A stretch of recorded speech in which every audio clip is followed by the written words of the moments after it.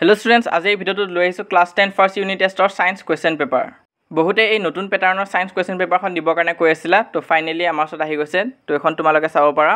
ইয়াত কথাটো হ'ল যে এটো অকল ইংলিশ মিডিয়ামত আছে। তো তোমালোক যদি আসামিজ মিডিয়ামৰ হয় তেনেহলে অলপ বুজিবলৈ কষ্ট হ'ব পাৰে, কিন্তু চাই যোৱা তোমালোকে সায়েন্সৰ প্যাটাৰ্ণটো ভালেমানখিনিয়ে চেঞ্জ হৈছে। সো দুই এটামান আগৰ কোৱেশ্চনো আছে, কিন্তু বহুত বিলাক কোৱেশ্চন নিউকে এড কৰিছে, যোনটো এমসিকিউ আগতে সোধা হোৱা নাছিল। হেনেকুৱা এমসিকিউ আছে। তো চাই যোৱা এই পেপাৰখন। First question to say which of the following components of food is digested by amylase? তো এটো আগতে খুদিছিল এই কোৱেশ্চনটো। কাৰেক্ট आंसर হ'ব অপশন ডি কাৰ্বোহাইড্ৰেট। তাৰছত 2 নম্বৰ কোৱেশ্চন to চোৱা। তো এই 2 নম্বৰ কোৱেশ্চনটো মোৰ অলপ ডাউট আছে। এয়া সি নম্বৰ অপশনটো এটো বিহাইন্ড দ্য জাগাত বিটুইন হ'ব লাগিছিল নেকি? তো তোমালোকে জনাবা কি হয়। তাৰপিছত 3 নম্বৰটো চোৱা a negative magnification indicates that the image is option A real and inverted হ'ব। তাৰছত তেনেকুৱাকৈ আছে চাই যোৱা। তাৰছত 5 নম্বৰ কোৱেশ্চনটো চোৱা। এনেকুৱা কোৱেশ্চন আগতে নাহিছিলে কিন্তু এবাৰ দিছে।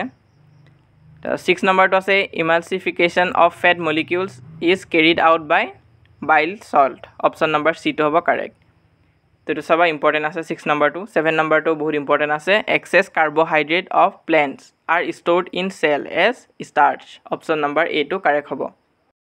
তো চাই যোৱা এই পেপাৰখন। কিবা ডাউট বা কনফিউজন থাকিলে কমেন্ট সেকশনত খুদিবা, আৰু ভিডিওটো ভাল লাগিলে লাইক কৰি দিবা, আৰু যদি নিউ প্যাটাৰ্ণৰ ম্যাথছ আৰু সোশ্যাল সায়েন্সৰ পেপাৰ কেখনো লাগে তেনেহলে কমেন্ট সেকশনত জনাবা।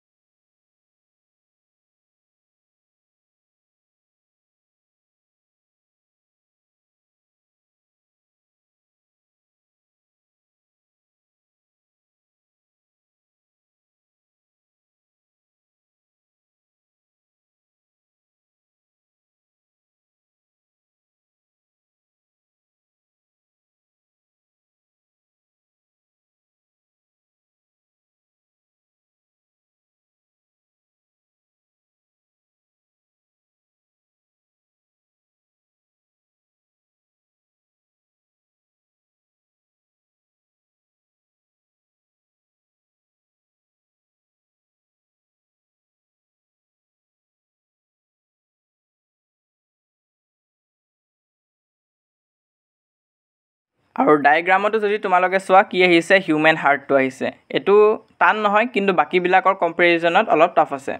তো চাবা তোমালোকে। ইমান আছিল আজি ভিডিওটোত লাইক কৰি দিবা, যিমান পাৰা নিজৰ লগৰবোৰৰ মাজত শ্বেয়াৰ কৰিবা, আৰু আমাৰ WhatsApp চেনেলটো যদি তোমালোকে জয়েন কৰা নাই সোনকালে জয়েন কৰিবা। তাত তোমালোকে ইউনিট টেষ্ট ৰিলেটেড গাইডেন্স বিলাক পাই থাকিবা, আৰু এটো হৈছে আমাৰ ইনষ্টাগ্ৰাম হ্যান্ডেল। এটো তোমালোকে ইনষ্টাগ্ৰামত আমাক সাৰ্চ কৰি ফলো কৰি ল'বা, কাৰণ কিবা যদি কোৱেশ্চন থাকে তাত তোমালোকে ডাইৰেক্টলি খুদিব পাৰিবা। আৰু চেনেলত যদি নতুনকৈ আহিছা তেনেহলে সাবস্ক্ৰাইব কৰিবা, কাৰণ এনেকুৱা ধৰণৰ ভিডিও আমাৰ চেনেলত আগলৈও আহি থাকিব।